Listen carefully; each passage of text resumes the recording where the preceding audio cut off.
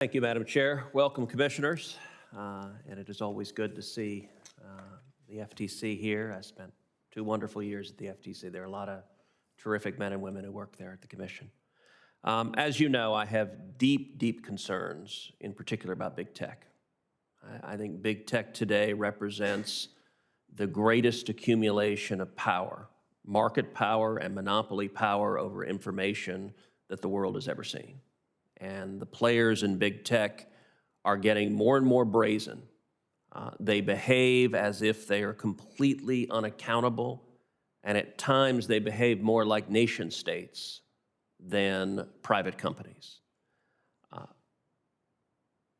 I think the commission has not done nearly enough to rein in the abuse of power of big tech. When it comes to content moderation, they're absolutely a black box. They refuse to answer questions. In the Senate, we have promulgated questions to big tech over and over again about their content moderation decisions. Who are they blocking? Specifically, what are the numbers?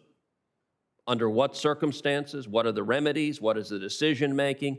And big tech's standard answer to all of that is essentially jump in a lake, that they don't have to answer. We saw before the prior election, big tech take an even greater step and block the New York Post, shut down the nation's 4th largest print newspaper because big tech disagreed with a story that they had put out. That market power with zero transparency and zero accountability, I think, is dangerous. It is dangerous for free speech. It is dangerous for free and fair elections. In your collective judgment, what can and what should the commission do to rein in the abuse of power from big tech?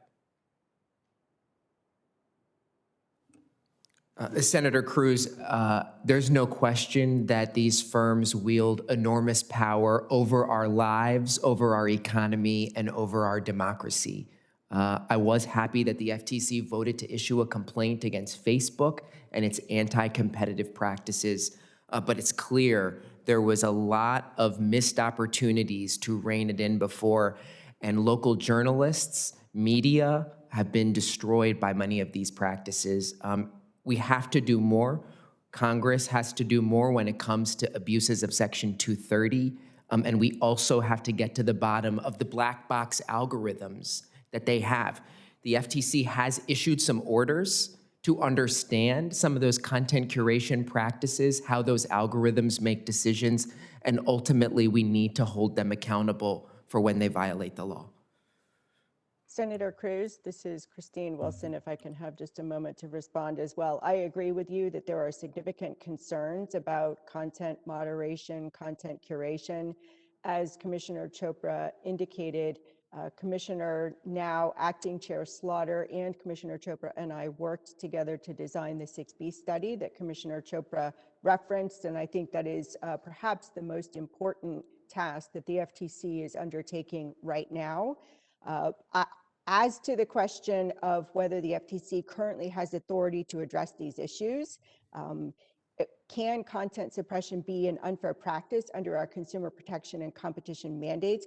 I believe that if firms act in ways that are contrary to their material representations or terms of service, it could be an unfair or deceptive act. I don't want the FTC to be the speech police. We're not equipped to judge political speech, but it is within our authority to determine whether companies are living up to their promises to consumers.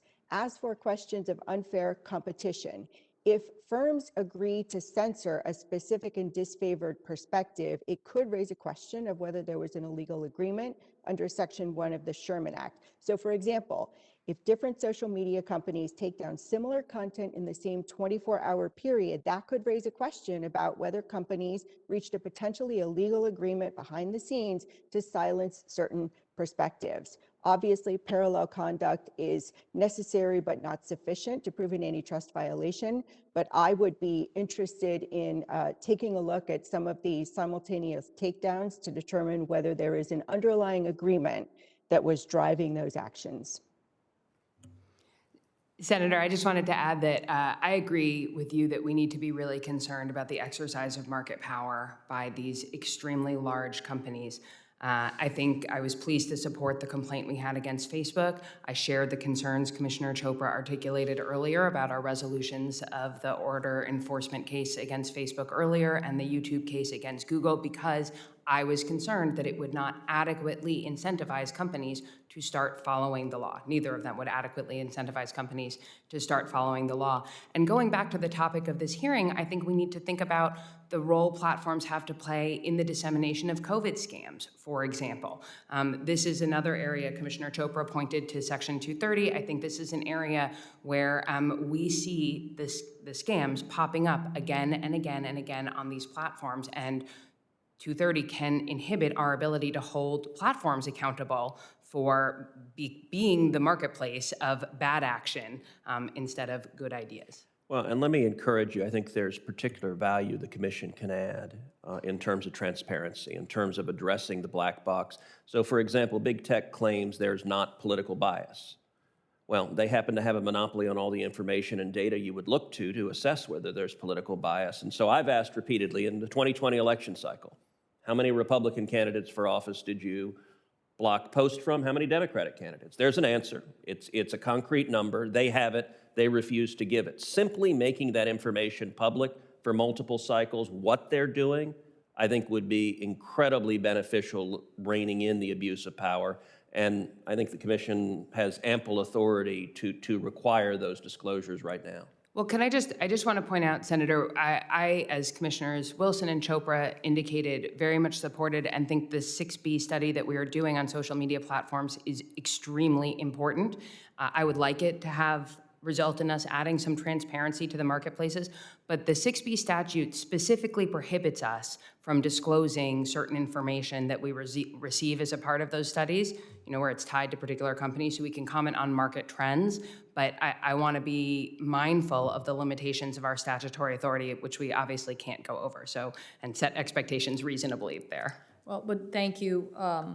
We definitely, I mentioned earlier, we are going to have a hearing about abuse of market power later in May, and so I appreciate your question, and definitely, I might add an addendum. I think it's not only go jump in a lake, it's go jump in a lake and I'll pay $5 billion in fine because I'm making so much money it doesn't matter.